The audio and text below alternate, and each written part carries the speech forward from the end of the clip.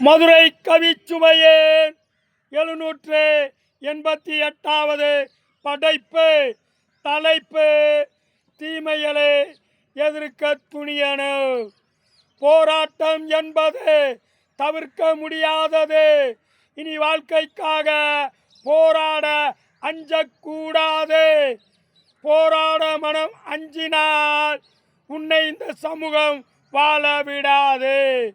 வாழ்க்கை என்பது போராட்ட களம். ஆனால் இதில் சோர்வுக்கு இல்லை இடம். சோர்வு உன்னை தொட்டுவிட்டால் தோல்வியும் உன்னை தொட்டுவிடும். சோர்வே வெற்றிக்கு முதல் தடை. முதலில் அதை உடை. இனி சோர்வை உடைத்து எழு. உன்னில் உருவாகும் வலு. நீ பெறும் வெற்றி என்பது உனது முயற்சியால் வருவது. ஆனாலும் முயற்சி என்பது தொடர்கதை. மனம் மறந்துவிடக் கூடாது இதை.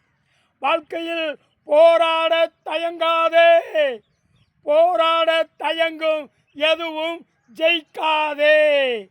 நம்ம மனம் தீமைகளுக்கு ஏன் பணியணும்?